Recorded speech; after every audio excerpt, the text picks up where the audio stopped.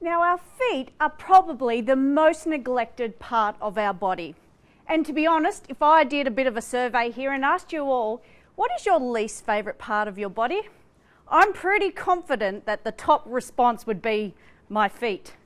And really, it's the first question people ask me about my research. Why on earth would you want to look at feet? Simple answer, the foot is amazing. Now, while neither of our 2 feet are exactly the same, each foot has 26 muscles and bones and over 100 ligaments. Now, a quarter of all the bones in your body are down in your feet. Now, you may think that that's a lot of anatomy to pack into such a small structure, but if you consider the role that the foot has to play, that is supporting your whole body, it's quite understandable. Now, you probably didn't know that on average, a person walks around the world 4 times in their lifetime. Now, each time you take a step, that's around about 1.5 times your body weight going through each foot. Now, while the foot is actually structurally designed to do this, by the time we reach our latter years, more and more people's feet begin to look like this. Now, if you or anyone close to you suffers from foot pain or foot problems, then you'll understand that life can become pretty miserable. And you can't take for granted going for a walk around the shops or donning those pretty shoes for that special occasion. But of more serious concern, my previous research has found that people with these types of toe deformities are actually twice as likely to fall as people without foot problems. On further analysis, I revealed that foot muscle weakness, so the strength of your toes, was a greater predictor of future falls and more commonly known falls risk factors such as your age, your gender, and quadriceps strength. In fact, for every unit of strength a person's big toe was stronger, that reduced their risk of having a fall by 7%.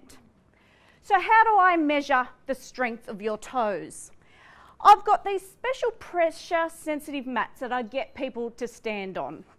Then I say push down with your big toe or your smaller toes as hard as you can. And I can map out the force across your foot and measure how much force is going through either your big toe or your lesser toes.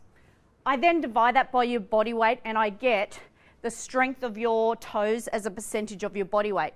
Now, when I took my older people and compared them to a group of younger people here, I found that the strength of the toes, both the big toe and the lesser toes, were more than 30% reduced in older people compared to younger people.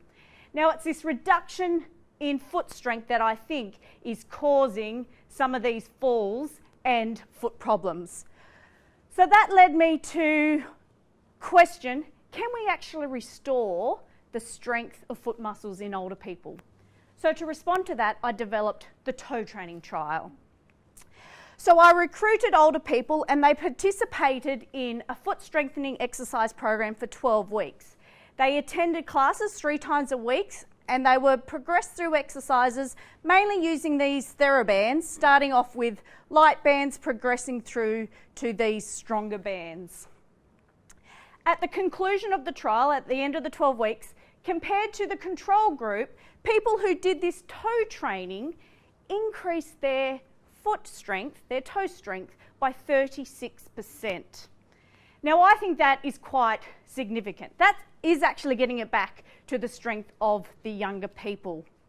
So, if you remember those earlier prediction equations that I was telling you, this strength was around about 2% body weight. So I believe that we may be able to reduce the risk of falls by up to 15% by including some of these foot strengthening exercises into falls prevention program. However, the next step now is we need to do a clinical trial to work out if incorporating toe strengthening exercises can reduce the number of falls suffered by older people and reduce some of the burden of these foot problems. Thank you.